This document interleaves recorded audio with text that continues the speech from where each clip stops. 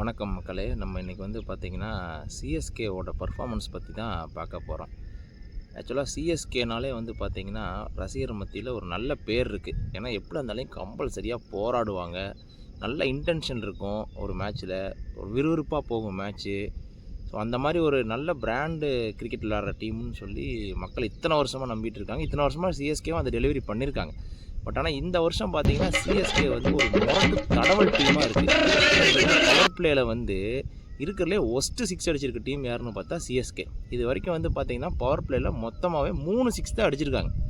நீங்கள் இன்றைக்கி நேற்றுக்கு நடந்த மேட்ச் எடுத்து பார்த்தீங்கன்னா கேகேஆர் பவர் பிளேலேயே 6-7 6 அடிக்கிறாங்க. பட் ஆனால் மொத்த 6-7 மேட்ச்லேயும் சேர்த்தியே சிஎஸ்கே 3 6 தான் அடிச்சிருக்காங்க.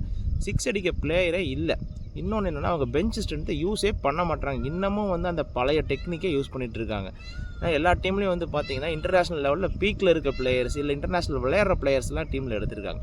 பட் ஆனால் சிஎஸ்கே வந்து பார்த்தீங்கன்னா இந்த ரிட்டையர்டான பிளேயரு, அன்கேப்டு பிளேயரு, பர்ஃபார்மன்ஸே இல்லாத பிளேயரு. இப்போ ராகுல் திருப்பதி எடுத்துக்கோங்க, லாஸ்ட் 2 வருஷமாக அவரோட பர்ஃபார்மன்ஸ் ரொம்ப ஒஸ்ட்டாக இருக்குது. ஆனால் கண்டினியூஸாக அவருக்கே சான்ஸ் கொடுத்துட்ருக்காங்க.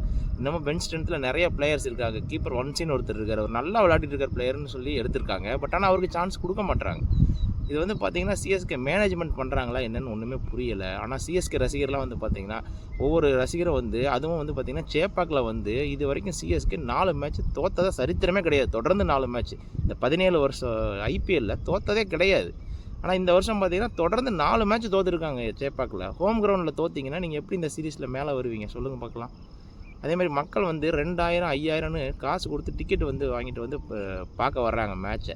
ஒரு இன்ட்ரெஸ்ட்டாக போக வேண்டாமா மேட்ச்? நேற்றுக்கு மேட்ச்லாம் பார்த்தீங்கன்னா ஒஸ்ட்டுங்க. ஆனால் உண்மையாலுமே நேற்றுக்கு வந்து பார்த்தீங்கன்னா தோனி தான் கேப்டன் பண்ணுறாருன்னு சொன்னோன்னா ரசிகர்களுக்குலாம் ஒரு ஆறாவரம். கண்டிப்பாக தோனி வின் பண்ண வைப்பார் டீமை, பேக் டு ஃபயர் சிஎஸ்கே அப்படி இப்படின்லாம் நினச்சிட்டு வந்தாங்க எல்லோரும். பட் ஆனால் பார்த்தீங்கன்னா நேற்று வந்து பார்த்திங்கன்னா பர்ஃபார்மன்ஸ் அந்தளவுக்கு ஒன்றுமே இல்லைங்க. நிறையா சொதப்பல் தான் பண்ணாங்க நேற்று. மறுபடியும் வந்து ராகுல் திருப்பதியும் தீபக் கூடாவையும் கொண்டு வந்தாங்க. ராகுல் திருப்பதி ஒரு இன்டென்ஷனே காட்டலை. அவர் வந்து எல்லா பாலும் உருட்டவே பார்க்குறாரு. அவருக்கு பேட்லேயே ஒட்டலைங்க பால். அவரை ஏங்க மறுபடியும் இறக்குறீங்க நீங்கள்? உங்கள்கிட்ட வேறு பிளேயரே இல்லையா? பெஞ்ச் ஸ்ட்ரென்த்தை யூஸ் பண்ண வேண்டியது தானே. இப்போ ராகுல் திருப்பதி நல்லா விளையாடலை, ஓகே. இப்போ ராகுல் திருப்பதி டீமே வந்து 40-50 ரன்னுக்கு வந்து 5 விக்கெட் 4 விக்கெட் 5 விக்கெட் போயிடுச்சு. அந்த டைமில் தோனி இறங்கியிருக்கலாங்க. போன மேட்ச் அவர் இறங்கி அவரால் அடிக்க முடியுன்றதை காமிச்சிருக்காரு. பட் ஆனால் அவர் இறங்கலை. மறுபடியும் வந்து பார்த்தீங்கன்னா அஸ்வினை முன்னாடி அனுப்பி விட்டாங்க. அவரும் வந்து ஒன்றும் பண்ண முடியல அவராலையும். திடீர்னு பேட்டிங் இறக்கி விட்டா அவர் என்ன பண்ணுவார்? அவரும் வந்து அடிக்க பார்த்தார், ஒன்றும் படலை. அவர் ஒரு 7-8 பாலுக்கு 1 ரன் அடிச்சுட்டு அவுட் ஆகிட்டு போனார். அதுக்கப்புறம் பார்த்தீங்கன்னா அப்போயாவது தோனி வருவார் அப்படின்னு ரசிகர்கள் எதிர்பார்க்கும் போது அப்போ ஜடேஜா வர்றாரு. ஜடேஜா வந்து அவர் ஒரு முரட்டு தடவில் போட்டு அவரும் டக் அவுட் ஆகிட்டு போகிறார். சரி, இவங்க 2 பேர் அவுட் ஆகிட்டு போனாங்களே. இப்போ தோனி இறங்கியிருக்கலாம். இப்போயாவது தோனி இறங்கியிருக்கலாம். இறங்கி போன மேட்ச் நல்லா ஆடி இருக்கார். இந்த மேட்ச் கொஞ்சம் டிஃபெண்ட் பண்ணி கொஞ்சம் ஸ்கோரை வந்து கடைசி வரைக்கும் கொண்டு போய் நல்லா அடிச்சிருந்துருக்கலாம். பட் ஆனால் தோனி மறுபடியும் என்ன பண்ணாருன்னா தீபக் கூடா வந்து இம்பாக்ட் பிளேயராக கொண்டு வந்துட்டாங்க.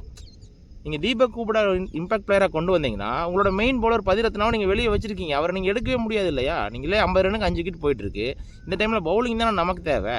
தோனி இறங்கி அவுட் ஆகி அதுக்கப்புறம் பேட்ஸ்மேன் இல்லை அப்படின்னா நீங்கள் இம்பாக்ட் பிளேயர் யூஸ் பண்ணியிருக்கலாம். பட் டேரெக்டாக நீங்கள் இம்பாக்ட் பிளேயர் யூஸ் பண்ணது வந்து உண்மையாலுமே ரொம்ப ஒஸ்ட்டு டிசிஷனுங்க. இது வந்து தோனிகிட்ட இருந்து யாருமே எதிர்பார்க்கல. இது தோனி பண்ணாரா இல்லை மேனேஜ்மெண்ட் பண்ணாரான்றது 2வது விஷயம். பட் ஆனால் ஆஸ் அ கேப்டனாக தோனி வந்து இதை பண்ணியிருக்கக்கூடாது. அவர் முன்னாடி இறங்கியிருக்கணும். முன்னாடி இறங்கி டிஃபெண்ட் பண்ணி கொண்டு வந்திருக்கணும். 7-8 விக்கெட் போனதுக்கப்புறம் அவர் இறங்கி அவரும் அதே தடவல் தான் பண்ணிட்டு இருந்தார். ஸ்பின்னுக்கு ரொம்ப வீக்காக இருக்காங்க. ஏன்னா ஸ்பின்னு தான் ஸ்ட்ரென்த்துன்னு சொல்லி சிஎஸ்கே டாஸ் அப்போ கேப்டன் சொல்கிறாரு அவங்க ஸ்ட்ரென்த்துக்கு ஆடலான்னு. பட் அவங்க ஸ்ட்ரென்த்துக்கு ஆடவே இல்லையே. இன்றைக்கி 70 ரன் 75 ரனுக்கு ஆல் அவுட் ஆகுறீங்க ஒரு நல்ல டீமு. இப்படி இருந்தீங்கன்னா என்ன பண்ணுறது? கடைசியில் சிவம் துபே தடவி ஒரு 100 ரன் அடித்தாருங்க. சிவம் துபே சிக்ஸர் துபேன்னு சொன்னாங்க. இந்த சீசனில் ஒரு 6 அடிக்கிறாரு, அடுத்து அவுட் ஆகிட்டு போயிட்டே இருக்காருங்க. அவரும் ஒரு மனுஷன் என்ன தான் பண்ணுவார்? யாராவது ஒருத்தர் சப்போர்ட் பண்ணணும் இல்லையா? டீமில் யாருமே 6 அடிக்க பிளேயரே இல்லைங்க, ஹிட்டரே இல்லைங்க டீமில் சிஎஸ்கேல. அதுதாங்க உண்மையாலுமே எல்லாருமே தடவல் பிளேயராக எடுத்து வச்சுருக்காங்க. இப்போ ராகுல் திருப்பதி, தீபக் கூட இவங்க எல்லாமே ஒரே கேட்டகரி ஆஃப் பிளேயர்ஸு. நீங்கள் அதே பிளேயர்ஸ் எடுத்து மிடில் ஆர்டரில் வச்சிங்கன்னா யார் அடிப்பா சொல்லுங்க பார்க்கலாம். போன வருஷம்லாம் வந்து பார்த்தீங்கன்னா அம்பத்தி ராய்டு இருந்தார். ஸோ அவர் ஆடுற மாதிரி இந்த வருஷம் யாருமே ஆடலை டீமில். நீங்கள் பிளேயர்ஸை வந்து கரெக்டாக சூஸ் பண்ணாமல் ஆக்ஷன்லேயே விட்டுட்டீங்க மேட்ச்சை.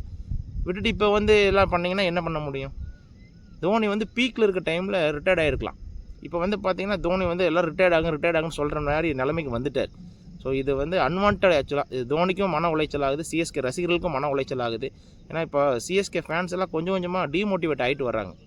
இப்போ ஆர்சிபிலாம் 18 வருஷமாக தோத்துட்டு இருக்காங்க. ஆனால் வந்து பார்த்திங்கன்னா அவங்களுக்கு ஒரு ஃபேன் பேஸ் இருக்குது, அவங்ககிட்ட ஒரு இன்டென்ட் இருக்குது. பட் சிஎஸ்கே கிட்ட அந்த இன்டென்ட் இல்லைங்க சுத்தமாக. இப்போது இதுதாங்க மெயின். இதை கரெக்ட் பண்ணுங்க. அப்போ தாங்க சிஎஸ்கே ஜெயிக்கும். இல்லைன்னா சிஎஸ்கே கடைசி வரைக்கும் முரட்டு தடவல் தான். இந்த ஐபிஎல்லில் சிஎஸ்கே முரட்டு தடவல் டீமாக